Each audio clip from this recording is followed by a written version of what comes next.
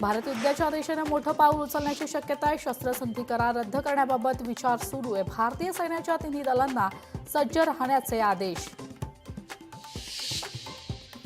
पहलगाम दहशतवादी हल्ल्यानंतर सुरक्षा दलांची मोठी कारवाई। दहशतवादी आसिफचे घर स्फोटाने उडवले तर आदिलच्या घरावर चालवलाय बुलडोझर।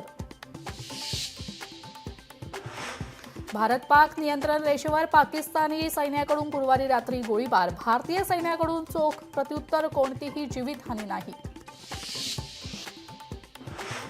महाराष्ट्रात 18,000 पाकिस्तानी नागरिकांचं वास्तव्य। मुंबईत सर्वाधिक 6 ते 7,000, नागपुरात 2400 तर जळगावात 405 तर पुण्यात 111 पाकिस्तानी नागरिक असल्याची सूत्रांची माहिती।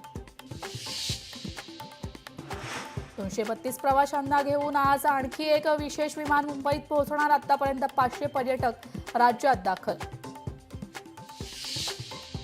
भ्याड हल्ल्याच्या निषेधार्थ अमरावती नांदेडमध्ये बंदची हाक। विश्व हिंदू परिषद बजरंग दलाच्या वतीने अमरावती शहर बंद। आता धर्म आणि अधर्माची लढाई सुरू। रावणाला सुधारण्याची संधी देऊनही परिणाम न झाल्याने प्रभू रामाकडून त्याचा वध। संघचालक मोहन भागवतांचं वक्तव्य।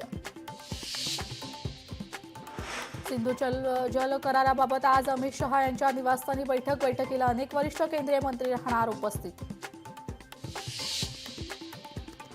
आज रात्रीपासून एल्फिस्टन पूल बंद होणार। पुढील 20 महिने पूल बंद राहणार। एमआरडीए नवा पूल बांधणार।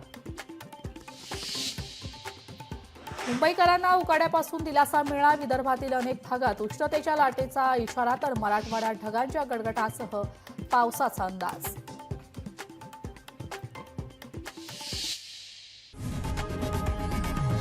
लोकशाही मराठी ऐका, पहा, जागरूक रहा।